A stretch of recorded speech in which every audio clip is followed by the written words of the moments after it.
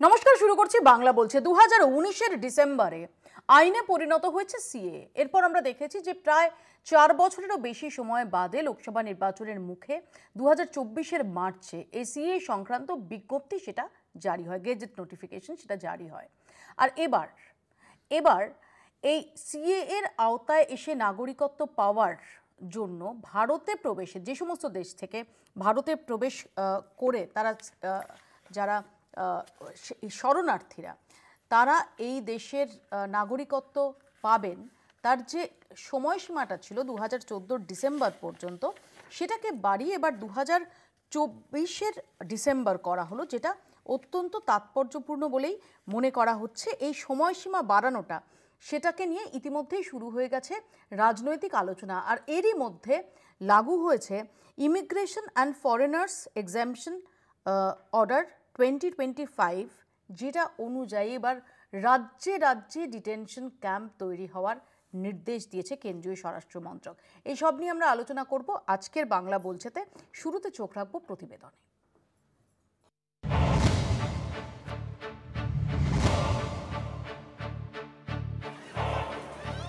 বিতর্ক শুরু হয়েছিল আগেই। অসমে যখন ডিটেনশন ক্যাম্প তৈরি হয়েছিল তখন তার বিরুদ্ধে সোচ্চার হয়েছিল বিরোধীরা। এর মধ্যেই ভোটের আগে বিহারে শুরু হয় এসআইআর। বাংলাতেও তা শুরু হবে বলে প্রস্তুতি শুরু করেছে নির্বাচন কমিশন। প্রতিবাদে আন্দোলনে নামে তৃণমূল। এই চলতি বিতর্কের মধ্যে এক ধাপ এগিয়ে এবার ডিটেনশন ক্যাম্প তৈরির নির্দেশ। দেশ জুড়ে ডিটেনশন ক্যাম্প তৈরির জন্য নির্দেশ জারি করেছে কেন্দ্রীয় স্বরাষ্ট্র মন্ত্রক। কি আছে ইমিগ্রেশন অ্যান্ড ফরেনার্স অ্যাক্ট 2025-এ? দেশে সদ্য চালু হওয়া এই আইন বলছে প্রতিটি রাজ্য ও কেন্দ্রশাসিত অঞ্চলে তৈরি করতে হবে ডিটেনশন ক্যাম্প। অবৈধভাবে বসবাসকারী বিদেশিদের গতিবিধি নিয়ন্ত্রণ করতে তাদের ফেরত পাঠানো না পর্যন্ত ওই ক্যাম্পে রেখে দেওয়া হবে। কোনো সন্দেহভাজন ব্যক্তিকে ডিটেনশন ক্যাম্পে পাঠাতে পারবে ফরেনার্স ট্রাইব্যুনাল। সন্দেহভাজন ব্যক্তি নাগরিকত্বে প্রমাণ দেখাতে না পারলে পাঠানো হবে ডিটেনশন ক্যাম্পে। বিদেশিরা ভারতে পর্বতারোহণ করতে চাইলে কেন্দ্রের অনুমতি নিতে হবে। দেশদ্রোহিতা, চরবৃত্তি, সন্ত্রাসবাদ, শিশু পাচার নিষিদ্ধ সংগঠনের সদস্য ও খুন ধর্ষণে দোষী সাব্যস্ত বিদেশিদের ভারতে থাকার অনুমতি নাও দেওয়া হতে পারে। এর পাশাপাশি সিএএতেও বড় সংশোধন আনা হয়েছে। গত বছর অর্থাৎ 2024 সাল পর্যন্ত যেসব হিন্দু, জৈন, পার্সি, শিখ, খ্রিস্টান ভারতে ধর্মীয় কারণে আশ্রয় নিয়েছেন তারা নাগরিকত্বের জন্য আবেদন জানাতে পারবেন। সংশোধিত আইনকে স্বাভাবিকভাবেই স্বাগত জানিয়েছে রাজ্য বিজেপি। তবে ধর্মীয় কারণ দেখিয়ে এ ধরনের সংশোধন সংবিধান বিরোধী বলে ফের সোচ্চার হয়েছে তৃণমূল। সিএতে কোনো পরিবর্তন আসেনি, ফরেনার্স অ্যাক্টে পরিবর্তন এসেছে। সেই পরিবর্তন বলছে 31শে ডিসেম্বর 2024 সাল পর্যন্ত, 31শে ডিসেম্বর 2024 সাল পর্যন্ত বাংলাদেশি হিন্দু বা অন্যান্য সংখ্যালঘু তারা যদি ভারতবর্ষে এসে থাকেন তাহলে পরে তাদেরকে আর ডিপোর্ট করা যাবে না। বিজেপি এখন আমরা জানি এই সিএএ, এনআরসি, এসআইআর এইসব দিয়ে মানুষকে বিভ্রান্ত করে, এইসব দিয়ে ঘুরিয়ে দমন পীড়ন চালিয়ে তাদের এজেন্ডা তারা ফুলফিল করতে চায়, আসলে উন্নয়নে নেই। বিজেপির দাবি মূলত বাংলাদেশ থেকে যেসব গরিব নমশূদ্ররা এদেশে আশ্রয় নিয়েছেন তাদের সকলকেই হিন্দু হিসেবে নাগরিকত্ব দেওয়া হবে। অন্যদিকে অনুপ্রবেশকারীদের দেশ ছাড়তে হবে। ধর্মের ভিত্তিতে এই ভাগাভাগি নিয়েই প্রতিবাদে সোচ্চার হয়েছে তৃণমূল থেকে কংগ্রেস। এ ব্যাপারে তারা 1955 সালের নাগরিকত্ব আইনকে সামনে আনছেন। ওই আইনে কোনো ধর্মের কথা উল্লেখ ছিল না। 2019 সালে সংশোধিত আইনে এই ধর্মের কথা সামনে আনে বিজেপি। এনআরসির নামে অসমে তৈরি হয় ডিটেনশন ক্যাম্প। ইন্ডিয়া জোটের দাবি মুসলিমদের কোণঠাসা করতেই এই উদ্যোগ মোদী সরকারের। ভিন রাজ্যে বাংলা বলায় যেসব বাঙালি আটক হচ্ছে তাদের দুর্ভোগ বাড়াতেই কৌশলে আনা হয়েছে এই আইন। আর তাই চলছে বিতর্ক। কলকাতা টিভি। এই নিয়ে আলোচনার জন্য আমাদের সঙ্গে রয়েছেন বিজেপির পক্ষ থেকে শতরূপা, কংগ্রেসের পক্ষ থেকে পার্থ মুখোপাধ্যায় এবং সিপিআই এর পক্ষ থেকে সৈকত গিরি। কিছুক্ষণের মধ্যে তৃণমূল কংগ্রেসের পক্ষ থেকে সুদীপ রাহা আমাদের সঙ্গে এসে যোগ দেবেন। আমি প্রথমে শতরূপার কাছে আসি। যে শতরূপা, প্রথমত হচ্ছে যে এই সিএর আওতায় যে শরণার্থীরা যারা বাংলাদেশ, পাকিস্তান এবং আফগানিস্তান থেকে যে ধর্মীয় সংখ্যালঘুরা তারা ডিসেম্বর 2014 অর্থাৎ 2014 ডিসেম্বরের আগে অবধি এসেছিলেন, তারা এতদিন এর আওতাভুক্ত হতে পারতেন। এখন সেই সময়সীমাটাকে বাড়িয়ে আরও 10 বছর এক্সটেন্ড করা হলো। এবং যদি আমরা দেখি যে বিশেষ করে গত 1-1.5 বছরে বাংলাদেশের যে পরিস্থিতি, সেখান থেকে বহু মানুষ, বহু বাংলাদেশের সংখ্যালঘু মানুষ, হিন্দু, তারা এই দেশে চলে এসেছেন। এ কথা মাথায় রেখে কি এই সিদ্ধান্ত? একদম। মৌপিয়া, আজকে আমি যখন তোমাদের চ্যানেলে আসছিলাম তখন আমি লাইভ দেখছিলাম আমাদের মাননীয় রাজ্য সভাপতি, ওনার সুন্দর ভাষায় উনি তো অসম্ভব সুন্দর ব্যক্ত করেন সব কিছু। উনি একটা ঠিক এই বিষয়ে একটা প্রেস কনফারেন্স করছিলেন, তোমাদেরও নিশ্চয়ই প্রতিবেদক ওখানে কেউ না কেউ ছিল নিশ্চয়ই, তো শুনেছে লাইভটা। আমি ওনার লেভেলের ওই ভাষায় বলতে পারবো, আমি শুধু উদ্ধৃতি কয়েকটা বলছি। দেখো, এটার বেসিক উদ্দেশ্য হচ্ছে যারা এত বছর ধরে কোনো একটা আশায় বা কোনো লাইভলিহুডে অন্য দেশে রয়ে গেছিল, যারা দেশ ভাগের সময় যারা হয়তো তখন মনে করেছিল যে ওখানে থাকলেও কোনো অসুবিধা হবে না, কিন্তু এখন আমরা দেখছি এত বছর ধরে, যেটা আমরা ভেবেছিলাম যে 14-র মধ্যে হয়তো কমপ্লিট হয়ে যাবে, কিন্তু এখনও অত্যাচারিত হচ্ছে। যারা নিজের ধর্ম রক্ষার্থে, যারা নিজের প্রপার্টি রক্ষার্থে, যারা নিজেকে রক্ষার্থে যারা ভারতবর্ষে আসতে চাইছে তাদের, বা এসে গেছে কোনো ক্রমে, তাদের এখানে সসম্মানে নাগরিক সম্মান দেওয়া হবে এবং এই সিএএর যে পদ্ধতি তাদের জন্য লাগু হবে।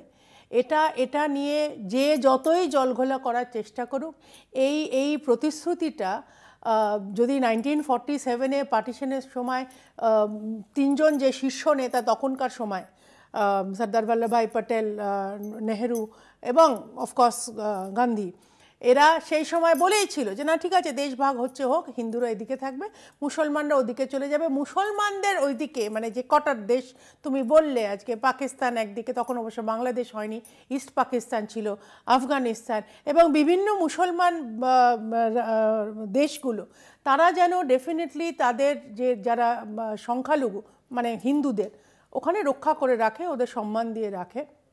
আর এখানে ভারতবর্ষ একই জিনিস হবে। যারা ওখানে যায়নি, যারা মনে করেছিল যে না ভারত, যে মুসলমানরা মনে করেছিল, এই টাইমিংটা তো খুব সিগনিফিক্যান্ট। না, টাইমিংটা দেখো, সব সময় কোনো না কোনো ইলেকশন হচ্ছে, সামনে বাংলায় ভোট, সামনে আসামে ভোট, সব সময় যে কোনো সময় তুমি সারা বছরে কোথাও না কোথাও কোনো না কোনো ইলেকশন হচ্ছে।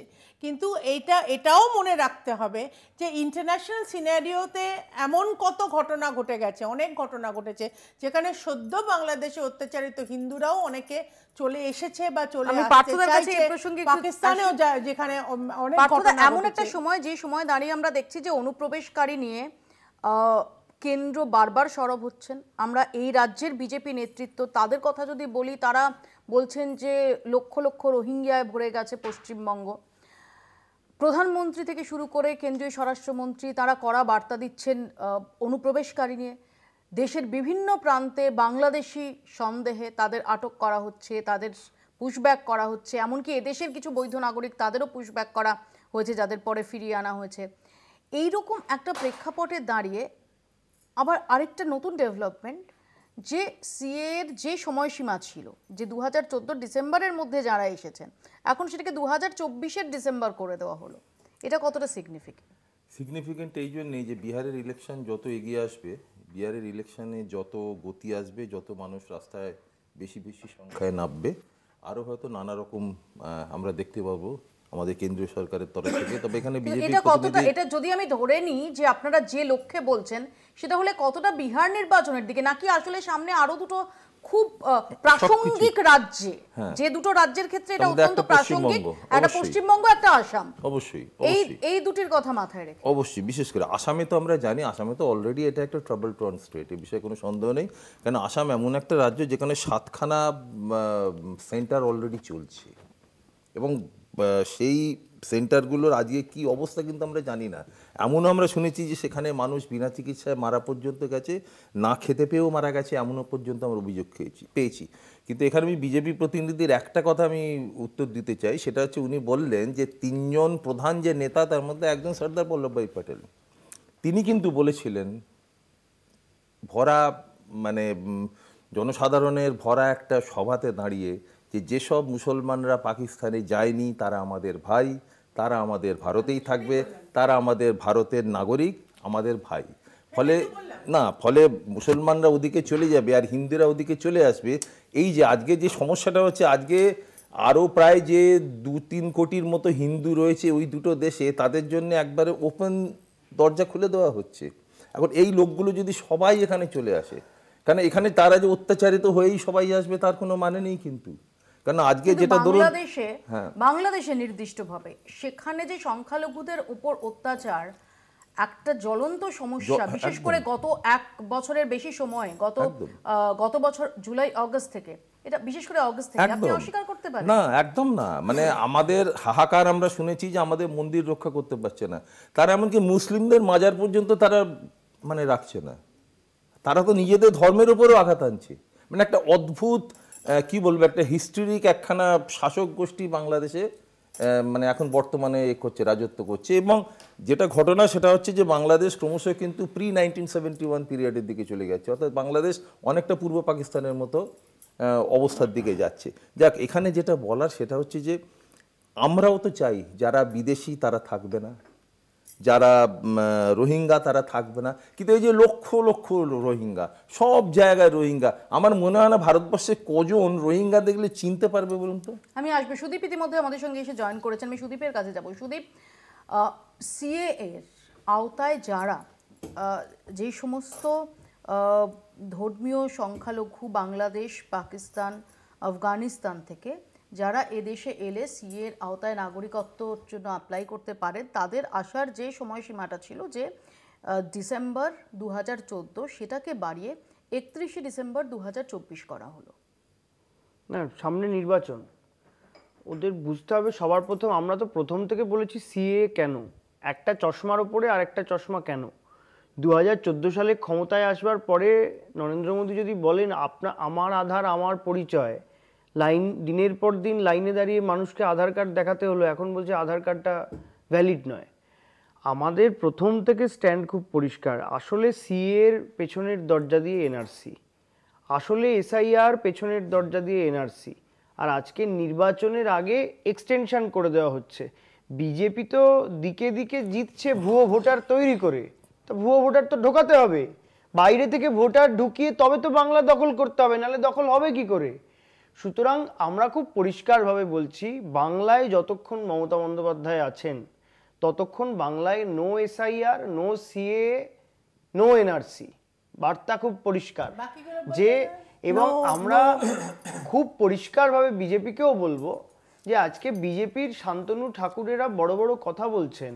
আজ থেকে 1.5 মাস 2 মাস আগে যখন মহারাষ্ট্রের মাটিতে এই মতুয়ারা শুধুমাত্র বাঙালি হওয়ার অপরাধে অত্যাচারিত হয়েছেন, লাঞ্ছিত হয়েছেন, নিগৃহীত হয়েছেন, নিপীড়িত হয়েছেন, তখন বিজেপির এই মন্ত্রী, সাংসদ, নেতারা কেন তাদের পাশে দাঁড়াননি? নিজের বাড়িতে সিএ এর ক্যাম্প হচ্ছে বলে সার্টিফিকেট বিলি করতে শুরু করলেন। কই সেই সার্টিফিকেটগুলো তো বিজেপি শাসিত রাষ্ট্র মহারাষ্ট্র, গুজরাট, উত্তরপ্রদেশে কাজ হলো না? যদি কাজ হতো তাহলে তারা মার খেলেন কেন? তাদের অপরাধটা কি? আসলে বাংলা দখল করতে পারছে না, যেন তেন প্রকারেণ বাংলা দখল করো। আর যারা বাংলা ভাষায় কথা বলছে তারা সবাই রোহিঙ্গাদের ভাষা। আমি একটু সৈকতের কাছে আসবো। শতরূপা, তোমার কাছে আসার আগে একটু সৈকতের কাছে আসবো। প্রথমত যেটা বিষয় হচ্ছে, আজকে হঠাৎ করে এমন ঘোষণা, আপনার মনে থাকা উচিত এনআরসি, এনপিআর, সিএ, 3টে বিষয় নিয়ে পার্লামেন্টের ভেতরে আমাদের বিরোধী দলগুলোর বিভিন্ন ধরনের আপত্তি ছিল, বক্তব্য ছিল, ভোটাভুটি হয়েছিল। সেই ভোটাভুটিতে যদিও সুদীপদের পার্টি 8 জন এমপি সেদিন অনুপস্থিত ছিলেন, যার ফলে বিলটা পাস করাতে নরেন্দ্র মোদী সরকারের সুবিধা হয়েছিল। আজকের দিনে দাঁড়িয়ে একটা গুরুত্বপূর্ণ সিদ্ধান্ত দেশের সরকার কিন্তু গোটা রাজ্য, সমস্ত রাজ্যগুলোকে জানিয়েছে, সেটা হচ্ছে সব রাজ্যে একটা করে ডিটেনশন ক্যাম্প তৈরি করতে হবে। তার মানেটা পরিষ্কার যে সিএ, এনআরসি, ডিটেনশন ক্যাম্প সবটার মধ্য দিয়ে সরকার একটা সুদূরপ্রসারী পরিকল্পনা নিয়েছে। পরিকল্পনাটা কি না, 31শে ডিসেম্বর 2024 ডেটটাকে বাড়িয়ে দেওয়া হলো। উল্টো দিকে তারাই এতদিন ধরে চিৎকার করে গেল বাংলায় অনুপ্রবেশ ভর্তি হয়ে গেছে, গোটা দেশে অনুপ্রবেশ ভর্তি হয়ে গেছে, তার জন্য এসআইআর এর প্রয়োজন রয়েছে। মহারাষ্ট্র ভোটের আগে এসআইআর এর কথা মনে পড়েনি, মহারাষ্ট্র ভোটের আগে ভুয়ো ভোটারের কথা মনে পড়েনি, মহারাষ্ট্র ভোটের আগে মৃত ভোটারের কথা মনে পড়েনি, কারণ মহারাষ্ট্র ভোটের সময় এগুলোর দ্বারাই বিজেপি নির্বাচনে জিতেছিল। বিহার ভোট, পশ্চিমবাংলার ভোট, আসাম ভোট, সীমান্তবর্তী এলাকা, আপনি যদি দেখেন বাংলাদেশ সীমান্ত লাগোয়া এলাকাগুলোতে খুব সহজে মানুষের মধ্যে এই ভাবাভাগে সুড়সুড়ি দেওয়া যেতে পারে। আচ্ছা, 31শে ডিসেম্বর 2024-এর আগে কারা এসছে, কখন এসছে, এটা প্রমাণিত হবে কিভাবে? 2, নির্দিষ্ট, আমরা এনআরসির সময়ও কিন্তু বলেছিলাম যে নির্দিষ্ট একটা ধর্মকে বাদ দিয়ে বাকি 4টি ধর্মকে যুক্ত করা হয়েছে। কেন? তাহলে কি আমার দেশের যে সংবিধান ধর্মনিরপেক্ষতার ঐতিহ্য ভঙ্গ করে তাকে কালিমালিপ্ত করা হলো? আবার তার উপর দাঁড়িয়েই এবারে বলা হলো যে 31 ডিসেম্বর 2024 অবধি আবেদন করা যাবে। আচ্ছা, 31 ডিসেম্বর 2024-এর আগে কোড আনকোড বিজেপির কথায় যারা বাংলা ভাষায় কথা বলে তারা সব বাংলাদেশি, তাদের মধ্যে যদি বাংলাদেশ তো এখন খুব একটা ভালো অবস্থায় নেই, উগ্রপন্থীরা মৌলবাদী শক্তিরা দাপাদাপি করছে, তাদের যদি কেউ ঢুকে বসে থাকে সেও কি সিএতে আমার এখানেই শতরূপার কাছে প্রশ্ন আছে। শতরূপা, সৈকতরা যে কথাটা বলছেন, আমি যদি নির্দিষ্টভাবে সেটার ব্যাখ্যাটা এভাবে করার চেষ্টা করি যে মেরুকরণের রাজনীতি, এটাকে মাথায় রেখে একদিকে এসআইআরের মাধ্যমে অবৈধ অনুপ্রবেশকারী হিসেবে একটা বড় সংখ্যাকে বাদ দেওয়া, যাদের একটা বড় অংশ সংখ্যালঘু, যারা বিজেপিকে ভোট দেবে না বলেই ধরে নেওয়া হয় বা তোমরা ধরে নাও। অন্যদিকে এই সিএ এর যে সময়সীমা সেটার এক্সটেনশন করে বেশি সংখ্যা হিন্দু ভোটার বাড়ানো, নির্বাচনের অঙ্ক মাথায় রেখে, এটা বললে কি খুব সরলীকরণ হয়ে যাবে? আমার তো মনে হয় ডেফিনেটলি তুমি যথেষ্ট ম্যাচিওর জার্নালিস্ট, এটা ওভার সিম্পলিফিকেশন হয়ে যাচ্ছে এটা। না, আমি একটু পার্থদার কথায় আসি। প্রথমেই পার্থদা মানে এটা আমি জানি না কেন আমাকে কমপ্লিটলি মিসকোট করলো। আমি কিন্তু প্রথম থেকেই বলছি যে একদম যখন পার্টিশন শুরু হয়েছিল, আচ্ছা আমরা ইতিহাস নিয়ে আমি ওটা বলতে হবে, আমি দুজনকেই বলছি যে ইতিহাসে না, আমরা প্লিজ আমরা বর্তমানে না, তোমার প্রশ্নের উত্তর দিতে গেলে আমাকে এই কথাটা বলতেই হবে যে এখানে যারা ছিল আছেন এবং দেশকে ভালোবেসে আছেন এখানে, তারা কিন্তু ভারতবর্ষের নাগরিক। তার উপর কোনো ধর্মর মধ্যে কোনো বিশ্লেষণ হচ্ছে না। তুমি যেটা বলছো মেরুকরণ, আমরা কাদের বলছি, ধর্মকে বাদ দিলেন কেন? আমি তোমাকে বলছি, তুমি আসার আগে আমি এটা পুরোটা এক্সপ্লেন করেছি। যারা তখন পার্টিশনের সময় যারা ওই দেশ চুজ করে চলে গেছিল, যারা চেয়েছিল পার্টিশন হোক, যারা চেয়েছিল মুসলমান রাষ্ট্র, বা এখন যারা মুসলমান রাষ্ট্রে থেকে যারা ওখানে হ্যাপি আছে আমরা কাউকে ডেকে আনছি না, কিন্তু যারা তিন রকমভাবে মানে নিজের সেলফ, নিজের প্রপার্টি, নিজের ধর্ম, এই তিনটে জিনিস রক্ষা করতে যারা ভারতবর্ষে আসছে তারা ওয়েলকাম, তারা সসম্মানে নাগরিক সম্মান পাবে। এবার তোমার যেটা প্রশ্ন মৌপিয়া, যে এটা নিয়ে মেরুকরণ হচ্ছে কিনা, এটা আমি তোমার সময় কথা বলিনি, আমি হাত তুলেছিলাম। ধরা যাক এক সেকেন্ড, তসলিমা নাসরিনের মতো যারা বাংলাদেশে বা অন্য কোনো দেশে যারা মৌলবাদের তাড়নায় যারা দেশ ছাড়তে বাধ্য হয়েছেন, এক তো অফকোর্স শরণার্থী, তাহলে তিনটা আছে আমি বললাম না, সেলফ, প্রপার্টি এন্ড রিলিজিয়ন। না না, তিনটার মধ্যে আজকে তাদের কাগজ দেখাতে হবে না, সেখানে তো অফকোর্স দেখা যাচ্ছে যে বাংলাদেশ পাকিস্তানের কথা বললে যখন তুমি হিন্দু, জৈন, পারসি, শিখ, খ্রিস্টান, যখন আরে কোথায় মুসলমান রাষ্ট্রে কোনো মুসলমান অত্যাচারিত হয়েছে? কেন হয় না? কাদিয়ানিরা হয়নি, আওয়ামী লীগরা পাকিস্তানে হয়নি। এটা যদি শাউটিং ম্যাচ হয় আমি কিন্তু চিৎকার করব। আমি খুব আলোচনা করতে চাই, পরে কতগুলো স্পেসিফিক জিজ্ঞাসা আছে, আপনি উত্তর দেবেন। এক সেকেন্ড পাঠিয়ে this, is a very sensitive issue, আমাকে একটু এক্সপ্লেইন করতে বলুন। আমি বলছি না, এটা বড্ড ওভার সিম্পলিফিকেশন হয়ে যাচ্ছে। আবারও আমি বলছি, ফর এক্সাম্পল যদি তসলিমা নাসরিনের কথাই যদি হয়, তসলিমা নাসরিন কিন্তু নাম্বার 1 অনেক দিন আগে থেকে বাংলাদেশ থেকে বিতাড়িত এবং তার নিজস্ব সিকিউরিটি একেবারে ইন কোয়েশ্চেন ছিল, যার জন্য ও এখানে রেহাই পেয়েছিল। এখানে এটা বলো যে ওভার সিম্পলিফিকেশন কেন বলছো? ওভার সিম্পলিফিকেশন আমি এই কারণে বলছি যে আমরা তো বারবার বলছি তিনটে কারণ, নিজের রক্ষার্থে, নিজের প্রপার্টির রক্ষার্থে এবং নিজের ধর্ম রক্ষার্থে। আইদার অর, অ্যান্ড অরও হতে পারে।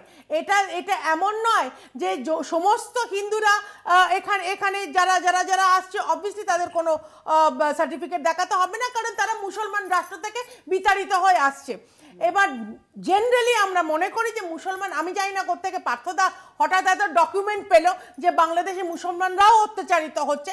তাই যদি হয়, তারা যদি এখানে আসে, দেশকে ভালোবেসে থাকে, দে হ্যাভ আদার অপশন। বাকিদের কাছেও যাই, they have other option. CA এবার থামতে হবে, বাকিরাও বলবেন।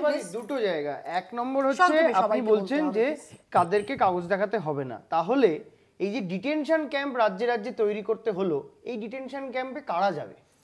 আমি আমি প্রসঙ্গে বলে আসবো দিচ্ছি, পরবর্তীকালে ভীষণ সুদীপ। সিম্পল এক নম্বর না, আমি দু নম্বর হচ্ছে আজকে সুপ্রিম কোর্টে একটা জিনিস খুব পরিষ্কারভাবে আপনাদের যারা সরকার পক্ষের আইনজীবী তারা পরিষ্কার বলেছে, যারা হিন্দু ধর্মাবলম্বী তাদেরকে কোনো কাগজপত্র দেখাতে হবে না। Naturally. কিন্তু আপনি আমাকে বলুন তাহলে যারা এই ভারতবর্ষের মুসলিম ধর্মাবলম্বী তাদের সবাইকে কাগজ দেখাতে হবে? না না, যারা এখানে এত বছর ধরে ছিল, তা- যারা বংশ পরম্পরা সেটা আপনি জাজ করবেন কিভাবে? ন্যাচারালি কত বছর একটা মানুষ 50 আছে, বছর, তার 60 বছর জন্মের সার্টিফিকেট না, দেখেই হয়ে যাবে। আপনার এক সেকেন্ড, তুমি যখন আপনার মা প্রশ্ন করেছো, আপনার উত্তর দিই, মায়ের বলতে দাও। জন্মের সার্টিফিকেট দেখাতে সুদীপ, পারবে সুদীপ। না, আমার ঠাকুমা জন্মের সার্টিফিকেট দেখাতে পারবে না, তাদের দেখাতে আমার হবে বাবা না। তার বাবার জন্মের সার্টিফিকেট তাদের দেখাতে দেখাতে পারবে না, হবে না, তাহলে অনেক- আপনি কিসের ভিত্তিতে তাদেরকে নাগরিকত্ব দেবেন? এক সেকেন্ড, এটা খুব ভ্যালিড প্রশ্ন যে কি করে আমরা জানবো যে এত বছর একটা ফ্যামিলি বা একটা মানুষ আছে, তার পারিপ্রেক্ষিক লোকজন আছে, আই এম শিওর আছে, তারা বলে দেবে যে কত বছর ধরে এই ফ্যামিলিটা এখানে আছে, সে কত বছর ধরে এখানে কাজ করেছে, বিভিন্ন রকম প্রুফ আছে। তোমাদের ডাইরেক্ট প্রশ্ন যে মুসলমানরা বা হিন্দুরা পেপার দেখাতে হবে কিনা, যারা ওপার থেকে এসে আসছে বা এখন আসছে বা যারা আমরা মনে করছি ইনফিল্ট্রেটর, সংক্ষেপে please। তারা সংক্ষেপে, কিন্তু সতর্ক, সংক্ষেপে। সিএএ তে পাবে না, সৈকত, কিন্তু সংক্ষেপে তারা please। নরমাল সিটিজেনশিপ অ্যাপ্লিকেশন সতর্কবাদী আমি টেকনিক্যাল একটা প্রশ্ন। এক হচ্ছে আমরা ডিটেনশন ক্যাম্প তৈরি করছি দেশের সরকার, আমরা বলছি সিএতে আবেদন করতে পারে, বাংলাদেশ থেকে যে কেউ আসতে পারে, আবার আমরাই এই রাজ্যের নদিয়ার পরিযায়ী শ্রমিক তাকে নোটিশ পাঠাচ্ছি, আমরাই ব্রজবাসীদের মতন কোচবিহারের রাজবংশী ভাষার হিন্দু ধর্মাবলম্বী একটা মানুষকে তাকে আমরা এনআরসি নোটিশ ধরিয়ে দিচ্ছি। তাহলে উদ্দেশ্যটা কি সরকারের? উদ্দেশ্য কি এটা? আমি অ্যাড করব, রাজনৈতিক আমি একইভাবে 19 লক্ষ বাঙালি হিন্দু তাদেরকেও ডিটেনশন তাহলে ক্যাম্পের আসল মধ্যে উদ্দেশ্যটা সরকারের কি? এটা কি উদ্দেশ্য বিজেপির ভোটারদের ভারতীয় নাগরিকত্ব হবে? এটা তো তোমাদের ন্যারেটিভ। আমি বলছি যদি ডিটেনশন ক্যাম্প আজকে খুব সিস্টেম্যাটিক্যালি স্বরাষ্ট্র মন্ত্রক থেকে প্রতিটা রাজ্যে জানানো হয়েছে করো, তার মানে এই যে যারা সদ্য এসছে বা যাদের আশপাশের লোকজন চেনে না, তারা অ্যাপ্লাই করতে গেছে সিটিজেনশিপের জন্য বা আধারের জন্য বা ভোটার আইডির জন্য, যে কোনো কারণে হোক, ওই তৃণমূলের জনপ্রতিনিধির মতন কোনো দোকানে গিয়ে জেরক্সের দোকানের পেছনে গিয়ে সিটিজেনশিপ অ্যাপ্লাই করতে হবে না। তারা যদি এক জায়গায় একত্রিত করা যায়, অত্যাচারের জন্য নয়, যেটা কি আসামের গুচ্ছের গল্প আমি শুনছি, আদৌ তার প্রমাণ আছে কিনা জানি না। আপনার দলের বিধায়ক শ্রীরূপা মিত্র আজকে বলেছেন যে যদি বাংলায় এসআইআর না হয় তাহলে ভোট করতে দেব না, এবং বিজেপি যে নাগরিকত্ব দেবে সেই মানে এসআইআর এর মাধ্যমে যে টিকমার্কটা পড়বে যে আপনি ভোটার, প্রকৃত ভোটার, না হলে হবে না। তাহলে আপনার বক্তব্য এবং শ্রীরূপা মিত্রের বক্তব্য দুটো এক নয়। আমি আসবো, একটা ছোট্ট বিরতির সময় হয়েছে, বিরতির পর ফিরে আসছি, দেখতে থাকুন বাংলা বলছে। ফিরে এলাম বিরতির পর, আপনারা দেখছেন বাংলা বলছে, এবং এরই মধ্যে আমরা যেটা নিয়ে আলোচনা করছিলাম যে তার পাশাপাশি আমরা কি দেখলাম যে immigration and foreigners examination act 2025 সেটা লাগু হয়ে গেল, এবং সেই অনুযায়ী বিভিন্ন রাজ্যে, শুধুমাত্র অসম না, অসমের আদলে বিভিন্ন রাজ্যে ডিটেনশন ক্যাম্প এবং ফরেনার্স ট্রাইব্যুনাল হতে চলেছে। অর্থাৎ এই যারা যে সমস্ত বিদেশি নাগরিক যাদের এই দেশে থাকার বৈধতা নিয়ে প্রশ্ন উঠবে, তাদের সেটা বিচারের দায়িত্ব আর সাধারণ জুডিশিয়ারির হাতে থাকবে না, তার জন্য আলাদা ফরেনার্স ট্রাইব্যুনাল সেটা তৈরি করতে হবে। আমার এখানে একটু সুদীপের আমি রিয়াকশন নেব। সুদীপ,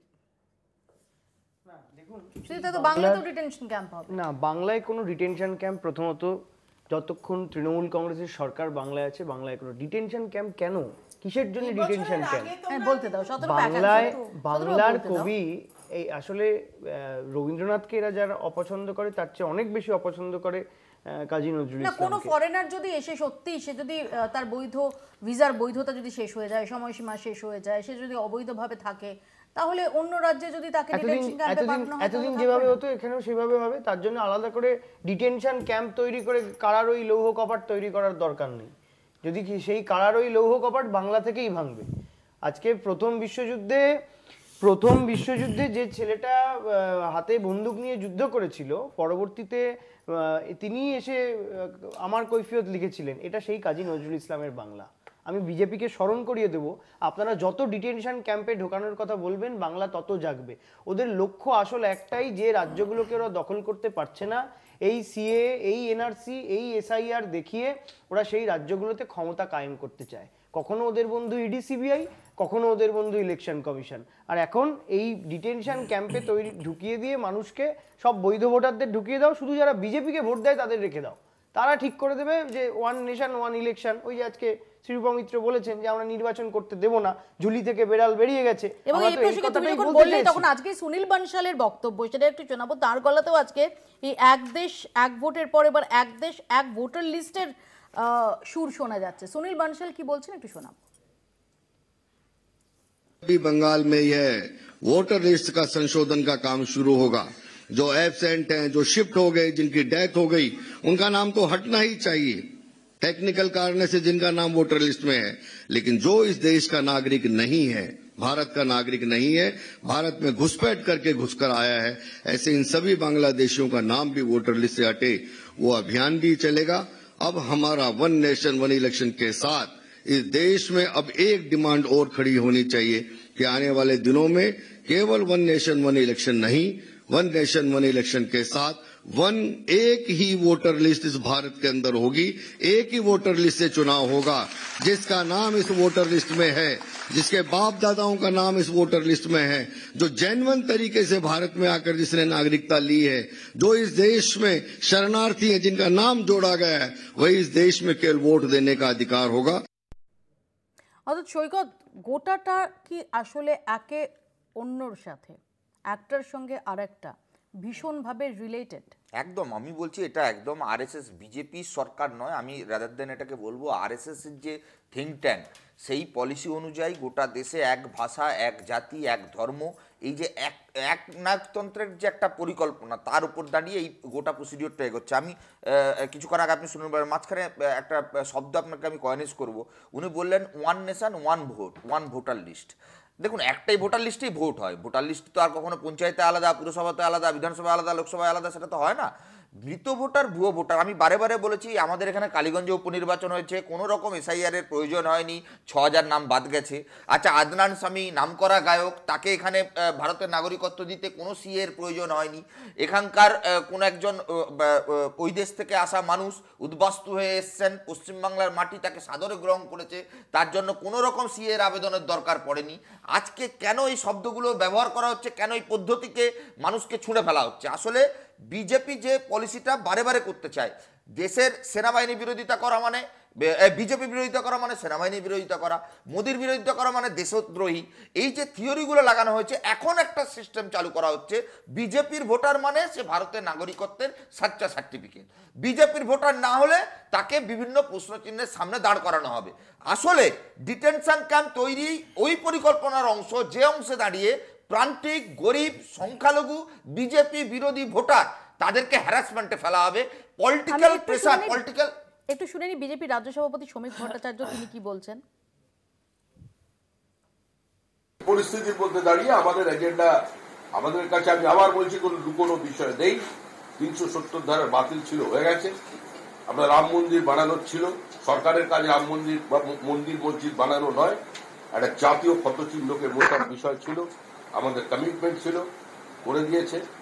আমাদের সিএ যেটা দীর্ঘদিনের দাবি, ওখান উদ্বাস্তু পরিবারের দাবি, তাদের আত্মমর্যাদার দাবি, তাদের প্রতিষ্ঠার দাবি, তাদের সঙ্গে যে বিশ্বাসঘাতকতা হয়েছে, প্রতারণা হয়েছে, তাকে শেষ করার দাবি, সেটা আমরা করেছি। এবং অন্তিমভাবে যেটা আজকের পরিস্থিতিতে দেখা যাচ্ছে, আজকের যে ঘোষণা, যে সিদ্ধান্ত, তার জন্য আবার প্রধানমন্ত্রীকে অভিনন্দন জানাচ্ছি।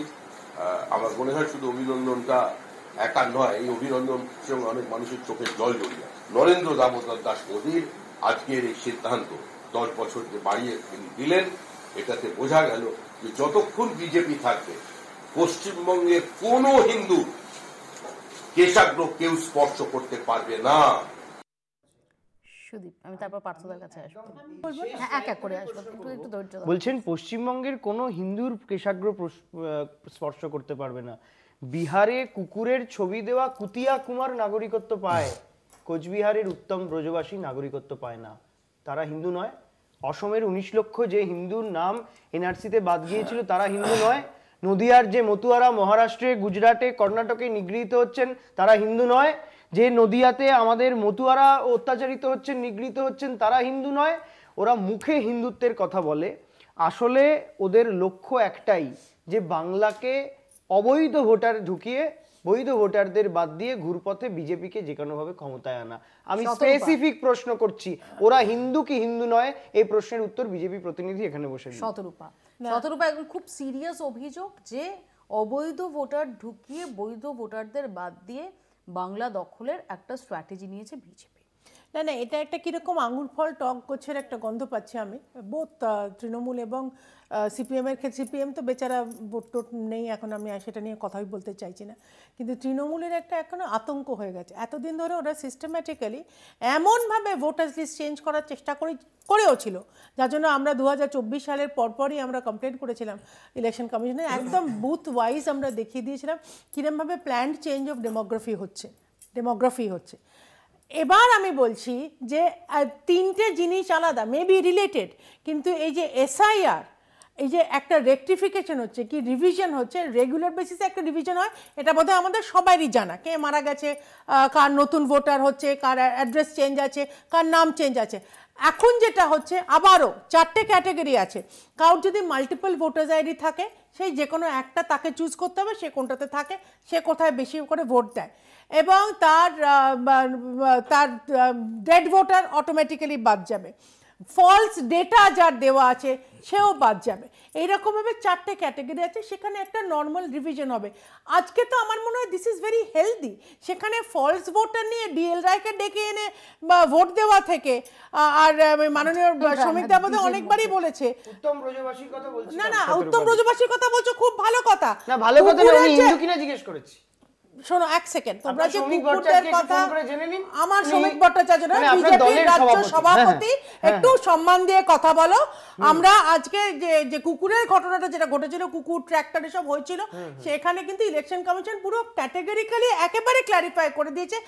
একটা কেউ পাকামি করেছে, এটা মানে উত্তম ব্রজবাসীর জন্য ক্ষমা চেয়েছে, ইরেজও করা হয়ে উত্তম ব্রজবাসীর জন্য ইলেকশন কমিশন ক্ষমা চেয়েছে। দেখো এত বড় একটা সিস্টেমে আপনার পার্টির একজনকে উত্তম ব্রজবাসীর বাড়ি গেছিল, তাহলে দেখো তো প্রত্যেকবার কেন তুমি চিৎকার করছো আমি কথা বলার সময়, অথচ আমি তোমার বড় বেশ, আপনি উত্তরটা দিন।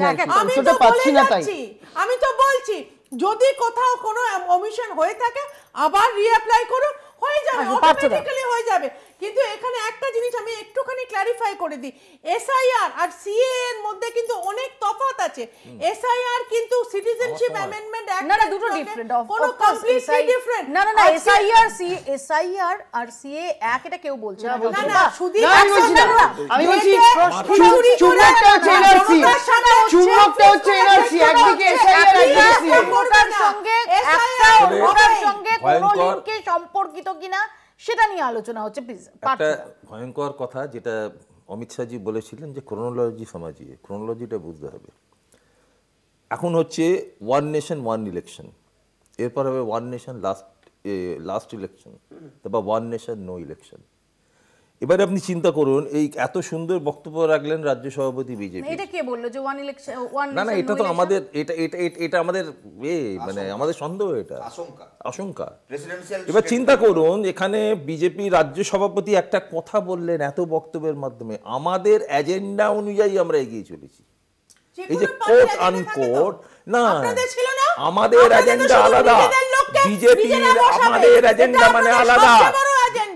আপনাদের বড় এজেন্ডা হচ্ছে ব্রিটিশ রুলের সময়, ব্রিটিশ রুলের মতন ডিভাইড এন্ড রুল করা। যেমন ভাবে জ্যোতিরাদিত্য সিন্ধিয়ার ছেলে বসেছে, একদম এজেন্ডা জ্যোতিরাদিত্য সিন্ধিয়ার ছেলে ক্যালিবার আছে বসেছে, মধ্যপ্রদেশে ক্যালিবার আছে বসেছে।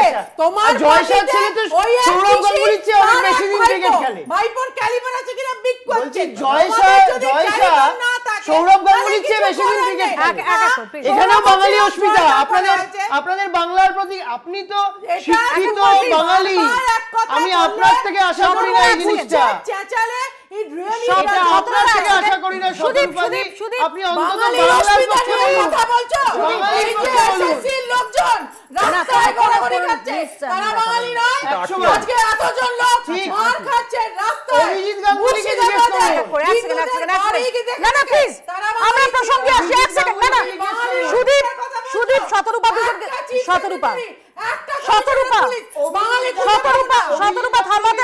থামতে বললে থামতে হবে, সুদীপ থামতে বললে থামতে হবে। প্রধানমন্ত্রীর ব্যাপারে 2020 সালে 632 নম্বর ফাইল, সেখানে 17/1/2020 এর উত্তরটা এসছে। সেখানে প্রশ্ন করা হয়েছিল যে প্রধানমন্ত্রীর নাগরিকত্বের কি কি কাগজ আছে। সেখানে উত্তরে বলা হয়েছিল প্রধানমন্ত্রী ভারতের স্বাভাবিক নাগরিক, তার কোনো কাগজের কোনো প্রয়োজন নাই। তাহলে আমার কেন কাগজের প্রয়োজন হবে? আমার কোনো কাগজের কেন প্রয়োজন হবে? আমি কেন স্বাভাবিক নাগরিক হব না? আরে চাইবে বলছে তো, ভয় দেখাচ্ছে তো, কি মুশকিল কথা। আরে চাইনি, চাইলে আমার কিছু দেবার নেই। যেদিন চাইবে আমার চারটে ক্যাটাগরির মধ্যে কি পার্থদা বা সুদীপ পড়ে? মানে আপনাদের কি ডুপ্লিকেট ভোটার আছে? কিন্তু উত্তম ব্রজবাসী আছে, কিন্তু উত্তম ব্রজবাসী স্বাভাবিক নাগরিক নয়। না না, আমি তো বলছি ভুলভাল হতে পারে, মেবি ক্লেরিক্যাল এরর রিভিশন করার সময় থাকবে। আজকে আমি একটা কথা বলছি, শুনুন, আজকে আমি খুব দূর যাচ্ছি না। আমার নিজের কাকা যতীন বাগচি রোডে থাকেন, ওনার নাম বাদ চলে গেছিল, ক্লেরিক্যাল এরর। উনি একটা ভোটেই মানে গিয়ে বুথে দেখেছিলেন নাম, এখন নয়, এখন নাগরিকত্ব হারাবার ভয় থাকতো না তখন। এখন আরে আমায় শেষ করতে দিন। সেইজন্য একজনের যদি ভোটার আইডি থেকে কোনো এক সময় নাম বাদ যায়, that person can reapply. এখন আমার কাকা খুব কনফিডেন্টলি ভোট দেন, তার ভোটার আইডি লিস্টে নাম চলে গেছে। এই ঘটনা ঘটলে সমস্যা আছে, অনেক প্রশ্ন উঠে যাবে। এসআইআর যদি হয় তাতে আবারও আমি বলছি, চারটে ভেরি ক্লিয়ার ক্যাটাগরি, আপনাদের মধ্যে কাউর যদি ডুপ্লিকেট ভোটার আইডি থাকে,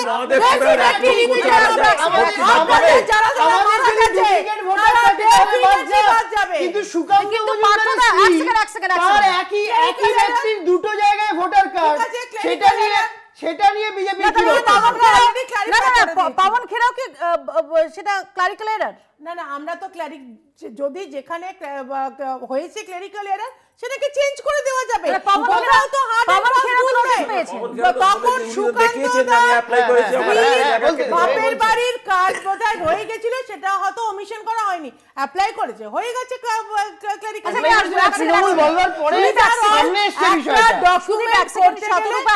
আমি একটু শোনাই শশী পাঁজা তিনি কি বলছেন।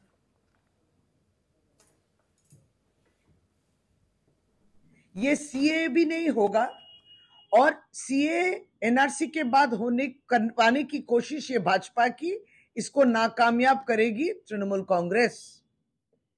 इलेक्शन कमीशन भी एसआईआर द्वारा पीछे रास्ते से एनआरसी करवाने की जो कोशिश है, इसको भी नाकामयाब करेगी।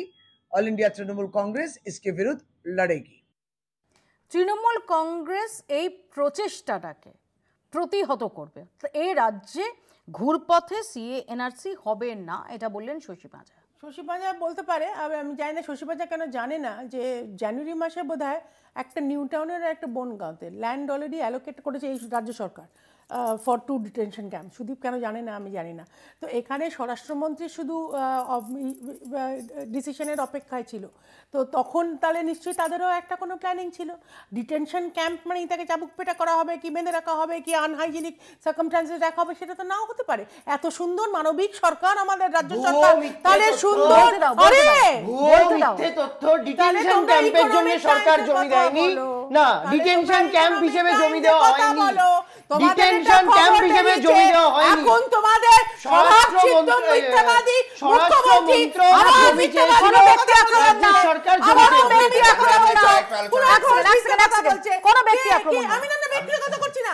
আজকে মুখ্যমন্ত্রী যদি স্টেটমেন্ট দেয়, শশী পাঁজা যদি স্টেটমেন্ট দেয় না ডিটেনশন ক্যাম্প হবে না, তাহলে ডিটেনশন ক্যাম্পের ডিটেনশন ক্যাম্পের জন্য জমি দেওয়া হয়েছে, একটু তথ্যটাই চিড়িয়াখানার জন্য সমাজ আগে এটা ক্লিয়ারিফাই করে দিয়েছে। চিড়িয়াখানার জন্য একটু বলেন দুটো বিষয়। এক নম্বর হচ্ছে মৌপিয়াদি, এসআইআর যদি নির্বাচন কমিশন এবং সুপ্রিম কোর্টের তত্ত্বাবধানে ফাইনাল হয়, যা বিহারে হয়েছে, এইসব নির্বাচনী ভোট গরম করা কথাবার্তা বলে তো লাভ নেই। মাননীয় মন্ত্রী জেনে রাখা উচিত, এসআইআর যদি নির্বাচন কমিশন মনে করে লাগু করবে, সেন্ট্রাল গভর্নমেন্ট যদি মনে করে, এমনকি সুপ্রিম কোর্ট তো অলরেডি বিহারে রায় দিয়েছে এসআইআর হবেই। এটা আমরা বিরোধিতা করতে পারি, আমাদের লজিক্যাল বিরোধিতার জায়গায় আমরা রাজনৈতিকভাবে এর বিরোধিতা করবো, কিন্তু আটকাতে পারবো না। এক। দুই হচ্ছে ডিটেনশন ক্যাম্পের জমি, যখন গোটা দেশে এনআরসি বিরোধী আন্দোলন চলছে, গোটা ভারতবর্ষের মধ্যে প্রথম যে রাজ্যে ডিটেনশন ক্যাম্পে জমি বরাদ্দ হয়েছিল বনগাঁ এবং নিউ টাউনে, সেটাই মমতা বন্দ্যোপাধ্যায়ের সরকার করেছিল। এবং আমরা ওই যে সুদীপ অস্বীকার করছে, আমরা বামফ্রন্ট ঘোষিত কর্মসূচি নিয়ে নিউ টাউনে ওই ডিটেনশন ক্যাম্পের জমি ঘেরাও করেছিলাম। তারপর সরকার দিয়েছিলাম।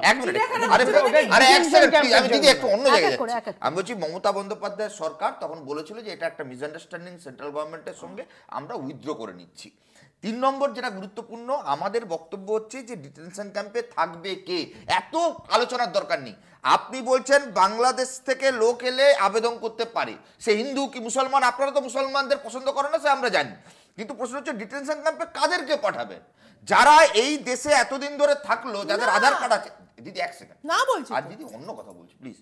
আপনাদের আসামে বাবলি দেবী বলে একজন বিজেপির যুব নেত্রী, তিনি এখন ডিটেনশন ক্যাম্পে আছেন, একটু খোঁজ নিন। আমি বলছি ডিটেনশন ক্যাম্পে তাহলে কাকে পাঠানো হচ্ছে? যারা প্রান্তিক, যাদের কাছে ডকুমেন্টেশনের ক্রাইসিস রয়েছে, যাদের কয়েক প্রজন্ম এখানে থাকলো, তাদের একটা বড় অংশ আসামে রয়েছে, এই রাজ্যেও মানুষকে যেতে হবে, বাংলাদেশের লোককে কিন্তু যেতে হচ্ছে না। তাহলে বাংলাদেশি খেদাও, বাংলাভাষীদের ওপর অত্যাচার করো, এইটাকে শুধুমাত্র বিজেপির একটা পলিটিক্যাল এজেন্ডা ছিল। 2, 3 আমি বলছি গোটা দেশে কি এই নাগরিকত্ব ইস্যু, অনুপ্রবেশ, এইটা এখনকার খুব বড় ইস্যু। গত 24-এর লোকসভার পর আসারাম বাপুদের জামিন হয়, উমর খালিদদের জামিন হয় না। গত 24-এর পর 11,332 জন কোটিপতি ব্যাংকিং ফ্রড করে এই দেশ থেকে চলে গেছে। আমি আর একটা পয়েন্ট, শুধু বায়োফুয়েল, নীতিন গডকরি, গতকালকে একটা ভয়ঙ্কর কেলেঙ্কারি সামনে এসছে। নীতিন গডকরি পরিবহন মন্ত্রী, সেন্ট্রাল গভর্নমেন্টে, তার 2 ছেলে বায়োফুয়েল ব্যবহার করবার ক্ষেত্রে পরিবহন সেক্টরে বিজ্ঞাপন দিয়েছে সরকার। 15 কোটি থেকে 1500 কোটি টাকার প্রফিট ওর ছেলের কোম্পানি প্রফিট করেছে। পেট্রোলের দাম কমেছে, বায়োডিজেলের দাম কমেছে। তাহলে এগুলো ইস্যু না, করাপশন থেকে নজর ঘোরাতে এসআইআর, এসিএ। আজ পর্যন্ত শতরূপাদি এবং শতরূপাদিদের দলের যারা বাংলার লোকজন, বঙ্গ বিজেপি, তাদের কাউকে শুনলাম না যে বাংলা ভাষাকে বাংলাদেশি ভাষাটা বলাটা আমরা নিন্দা করছি। কাউকে বলতে শুনলাম না যে বাঙালিদের রোহিঙ্গা, যদি ওদের নেতারাই বলেন, শুভেন্দু অধিকারীরা বলে বাঙালিদেরকে রোহিঙ্গা বলেন, দিলীপ ঘোষ বলেন যে বাংলা থেকে 2 কোটি বাঙালিকে আমরা বাদ দিয়ে দেবো, স্টেটমেন্ট রয়েছে, মিডিয়ায় আমরা দেখেছি। আসল লক্ষ্যটা হচ্ছে যে ওদের গায়ের জ্বালা। 2019-এ যে স্বপ্ন দেখেছিল, 2021-এ মানুষ সেই স্বপ্নের বৈতরণীতে ওদের ডুবিয়ে দিয়েছে। তার জন্যে বাংলাকে বঞ্চনা করো, সব জায়গা থেকে ভাতে মারো, এবং তারপরে এখন যখন পাচ্ছে না ইলেকশন কমিশনকে, না ন্যারেটিভ যে আপনি এখানে প্রকাশ্যে বসে বলুন না যে বাংলাকে বাংলাদেশি ভাষা বলা হয়েছে, আমি নিন্দা করছি। আপনি বলুন, আমি এখানে দাঁড়িয়ে বলবো যে হ্যাঁ বিজেপির প্রতিনিধি একজন বলেছে। আপনি বলবেন না, আমি জানি আপনি বলবেন না। আপনি বলবেন না যে ভাষায় জাতীয় সঙ্গীত লেখা হয়, যে ভাষায় বন্দে মাতরম লেখা হয়, যে ভাষার বন্দে মাতরম স্লোগান, যে বন্দে মাতরম স্লোগানটা নিয়ে ক্ষুদিরাম বোস 13 বছর বয়সে প্রাণ দিয়েছিল, সেই ভাষাকে আপনারা বাংলাদেশি ভাষা বলছেন। যারা টিভিতে এসে বড় বড় কথা বলে, যারা বাংলা ভাষায় কথা বলে পরীক্ষা দেয়, তাদের রাস্তায় গড়াগড়ি খেতে হয়। এই তোমাদের বাংলার প্রতি তার প্রশ্নের উত্তরটা অভিজিৎ গাঙ্গুলিকে দিতে বলুন। আপনি কি নিন্দা করছেন? হ্যাঁ কি না? হ্যাঁ কি না? বাংলা কি বাংলাদেশি ভাষা? বাংলা কি রোহিঙ্গাদের ভাষা? ডায়ালেক্টের মধ্যে অনেক তফাৎ আছে। না বাংলা কি রোহিঙ্গাদের ভাষা? বাংলা ভাষা 1200 বছরের লিখিত ইতিহাস বাংলা ভাষার। আপনারা মানতে চান না, আপনারা মানতে চান না। আপনারা বলেন যে রসুন, রবীন্দ্রনাথকে বলেন র। আপনারা কাজী নজরুল ইসলাম, রবীন্দ্রনাথকে মানতে চান না। আর যদি মানতেন, বাঙালি নয়, শতরূপাদি আপনি তো বাঙালি। উত্তরপ্রদেশে যখন রবীন্দ্রনাথকে বাদ দেওয়া হয় দুঃখ পান, উত্তরপ্রদেশে যখন রবীন্দ্রনাথকে বাদ দেওয়া হয় আপনারা নিন্দা করেন, দুঃখ পান। আপনার বাংলা ভাষার লোক যিনি একমাত্র নোবেলে, একমাত্র অস্বীকার ব্যক্তি, যিনি প্রথম নোবেল প্রাইজ